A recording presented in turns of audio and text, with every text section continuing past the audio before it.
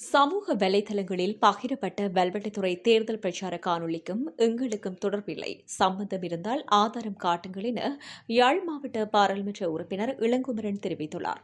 அண்மையில் தமிழ் சொல்லிசை பாடகர் சங்கீதன் பயங்கரவாத தடை சட்டத்தின் கீழ் கைது செய்யப்பட்டவை தொடர்பில் ஊடகவியலாளர்கள் எழுப்பிய கேள்விக்கு பதில் வழங்கும் போதே அவர் இவ்வாறு தெரிவித்தார்.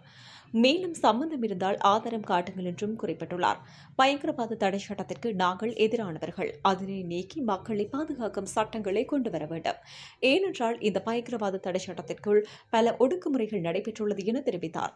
பாராளுமன்ற உறுப்பினர் இளங்குமரனின் குறித்த கருத்திற்கு ஆதாரத்தோடு சமூக வலைதளங்களில் பலரும் கருத்துக்களை பதிவிட்டு வருகின்றனர். மேலும் தமிழ் முற்போக்கு கூட்டணியின் தலைவர் மனோகணேசனும் ஆதாரத்துடன் தனது முகநூலில் அப்படியென்றால் இந்த பாடலுக்காக யாரையெல்லாம் பிடிச்சு உள்ளே போடலாம், யோசிச்சு சொல்லுங்கள் மக்களே என எழுச்சி பாடலுக்கு தேசிய மக்கள் சக்தியின் பிரச்சாரத்திற்கும் பயன்படுத்திய காணொலியை பதிவேற்றி தெரிவித்துள்ளமை குறிப்பிடத்தக்கது.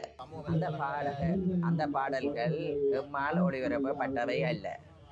ஏனென்றால் சமூக ஊடகங்களில் அந்த டைம்களில் வர்றது அதிலே எங்களால் இதிலே ஒரு இளைஞர்கள் இப்போ கைது செய்யப்பட்டிருக்கின்றார்கள் பயங்கரவாத தடை சட்டத்தின் கீழே.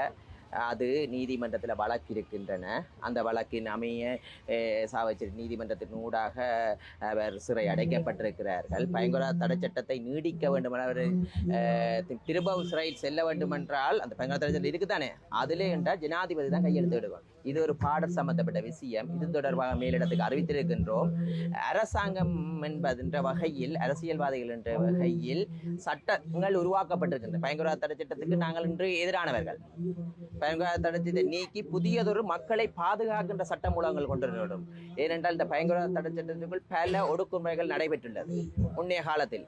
இப்போது ஒரு இளைஞர் கைது செய்யப்பட்டிருக்கிற அந்த அட்மினிஸ்ட்ரேஷனுக்கு அமைய எதிர்காலத்தில் இந்த பயங்கரவாத தடை சட்டத்தில் நீக்கி மக்களுக்கு பாதுகாப்பான சட்டங்கள் கொண்டு வரும்போது இவ்வாறான சம்பவங்கள் நடைபெறாது. அதற்கான முன்மொழிகளை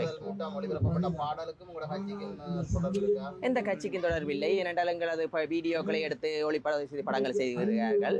அந்த பாடல்களுக்கும் வெல்வெட்டித்துறையில் நடைபெற்ற அந்த பாடலுக்கும் எங்களுக்கும் சம்பந்தம் இல்லை.